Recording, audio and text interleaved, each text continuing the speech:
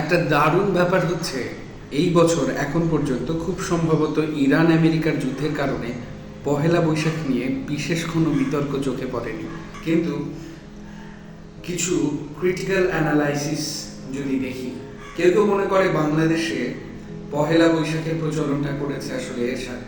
এই পহেলা বৈশাখের সংস্কৃতির মূল পরিচয়টাই ঘটিয়েছে বাংলাদেশে এরশাদকেই মোটামুটি অনেকেই দায়ী করেন। কিন্তু একটু পেছন করে দেখি, আসলে পহেলা বৈশাখের শুরুটা করেছিল আকবরই। সম্রাট আকবর, মুঘল সম্রাট আকবর সেই কৃষি শ্রম চালু করবার জন্যই পহেলা বৈশাখের শুরুটা করেছিলেন। কিন্তু বাংলাদেশের অঞ্চলে, মানে বাংলার যে ভূখণ্ড, এই ভূখণ্ডে সেই সম্রাট আকবরের সময় থেকেই আসলে পহেলা বৈশাখের প্রচলন রয়ে গেছে এবং সেখান থেকে আসলে উৎপত্তিটা। কিন্তু বাংলা ভূখণ্ডে এটা আগে থাকলেও বাংলাদেশ অঞ্চলে এরশাদ এনেছে, এই কথাটাও সত্য না। কিন্তু এই পহেলা বৈশাখ উৎসবটাকে রাজনৈতিক একটা মাত্রা দিয়েছিল এরশাদ এবং এই উৎসবের প্রাতিষ্ঠানিকীকরণ এটা করেছিল এরশাদ। এবং এরশাদ মূলত যে কৌশলটা ফলো করেছিল সেটাকে বলে ডুয়েল লেজিটিমেসি স্ট্র্যাটেজি। সেটা কিরকম?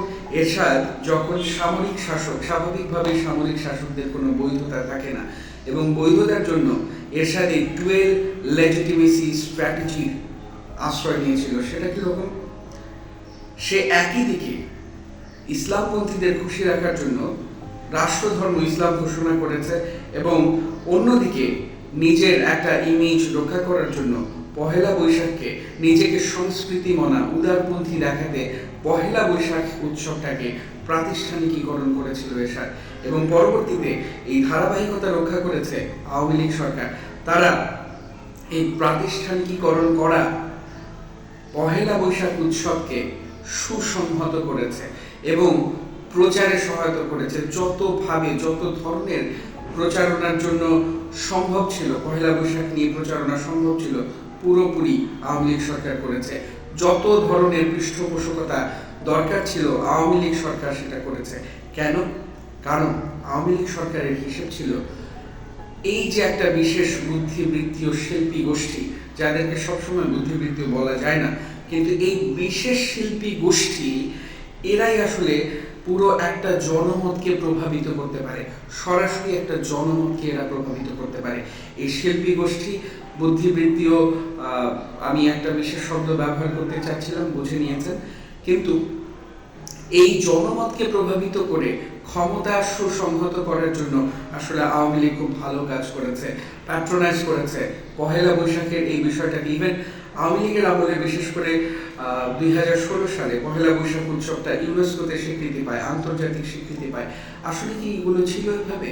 না, এরশাদ চেয়েছিল বৈধতা, আওয়ামী লীগ সরকার চেয়েছিল ক্ষমতা সুসংহত করতে। এবং বর্তমানে বিএনপি সরকারের কাছে কিন্তু খুব ভালো একটা মেসেজ যাওয়া সম্ভব।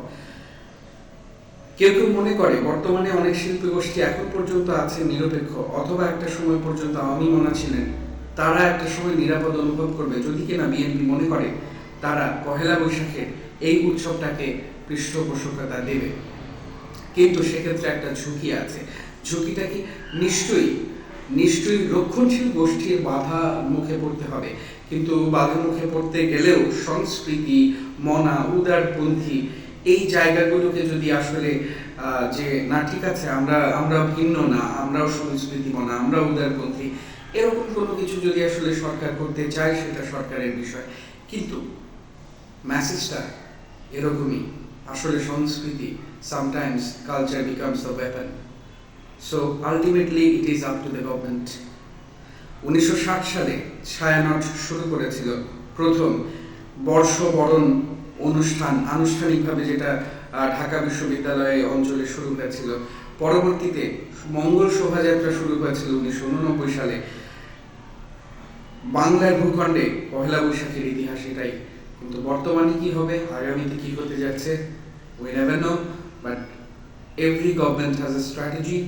দেখা যাক বিএনপি সরকার বা আগামীতে বাংলাদেশের সরকারগুলো পহেলা বৈশাখকে ঠিক কিভাবে নেয়।